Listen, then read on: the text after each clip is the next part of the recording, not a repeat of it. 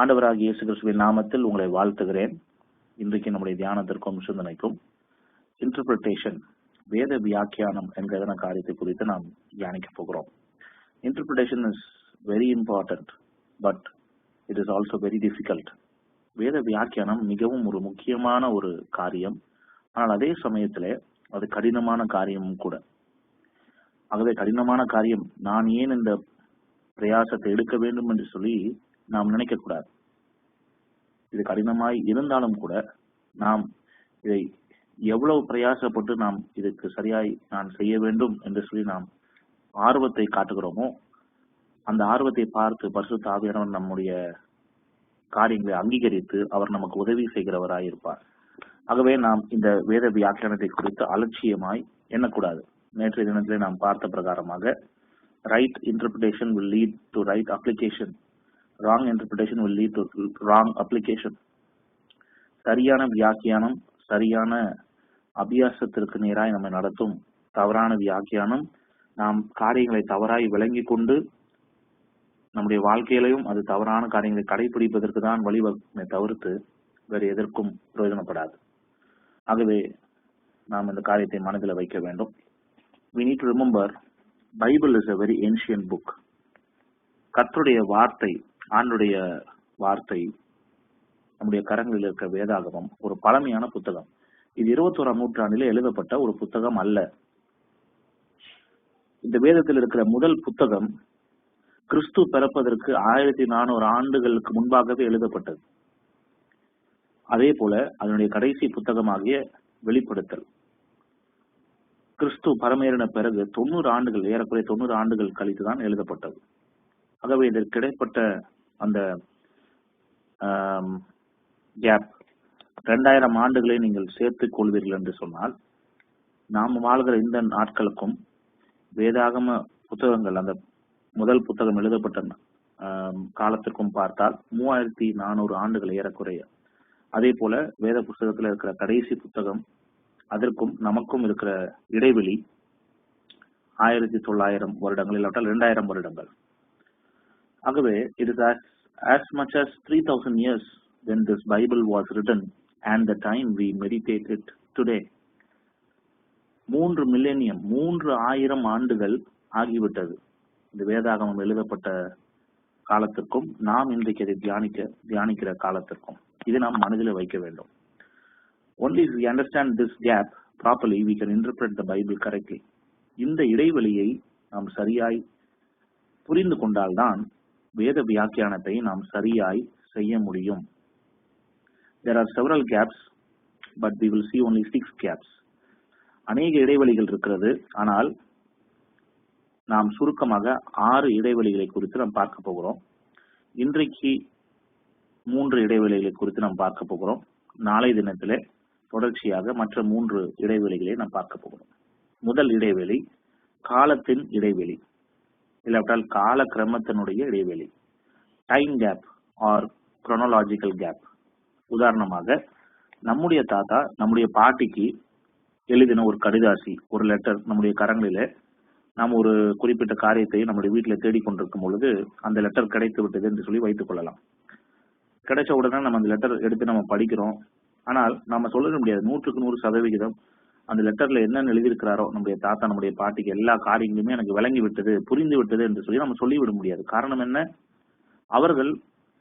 அவர்களுக்கும் நமக்கும் இருக்கிற தலைமுறை வித்தியாசம், அந்த இடைவெளி 2 தலைமுறை வித்தியாசம். ஆகவே இந்த இடைவெளியை நாம் மனதில் வைப்பது மிகவும் முக்கியம். Time gap. 2வது ஸ்பேஸ் கேப், இடத்தை குறித்த இடைவெளி ஆர் ஜியோகிராபிக் கேப், பூகோள ரீதியான அமைப்பை குறித்ததான இடைவெளி. Bible times were mostly in Middle East and those in and around Egypt and southern Mediterranean nations. வேதாகம இடங்கள், வேதாகமத்திலே சொல்லப்பட்டிருக்கிற இடங்கள் எங்க இருக்கிறது என்று சொல்லி அந்த நாட்களிலே பார்ப்போம் என்று சொன்னால், மத்திய கிழக்கு நாடுகள், இல்லாவிட்டால் எகிப்தை சுற்றிலும் இருக்கிற பரந்திருக்கிற நாடுகள், அது மாத்திரமல்ல மத்திய தரை கடல் நாடுகள் என்று சொல்லி நாம் பார்க்கிறோம். இது நவீன கால உலகத்திலே எந்த இடத்துல வருகிறது என்று சொல்லி பார்ப்போம் என்று சொன்னால், it is an area between Iraq and Rome. Iraq தேசத்திற்கும் ரோம் தேசத்திற்கும் இடையிலே இருக்கிறதான அந்த பகுதி. அந்த பகுதிகள் முழுவதுமாக. We the readers today live thousands of miles away from that group which was associated with the Bible writing. நாம் இன்றைக்கு வாழ்கிற நாட்களுக்கும் அந்த இடத்திற்கும் அந்த வேதாகம இடங்களுக்கும் 1000 மைலுக்கு மேலாக வித்தியாசங்கள் இடைவெளி இருக்கதான் செய்கிறது. இதை நாம் புரிந்து கொள்ள வேண்டும். Space gap. மூன்றாவது language gap or linguistic gap. மொழி இடைவெளி, இல்லாவிட்டால் பேசுகிற பாஷையின் இடைவெளி. Bible was written in 3 languages, Hebrew, Greek and Aramaic. வேதாகமம் 3 மொழிகளிலே எழுதப்பட்டிருக்கிறது. எபிரேய மொழி, கிரேக்க மொழி, அரமிய மொழி.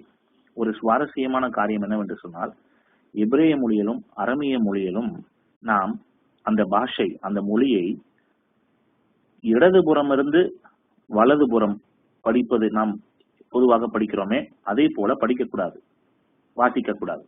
மாறாக வலதுபுறமிருந்து இடதுபுறமாக நாம் படிக்க வேண்டும். We need to read that language, Hebrew and Aramaic languages, both from right to left and not from left to right.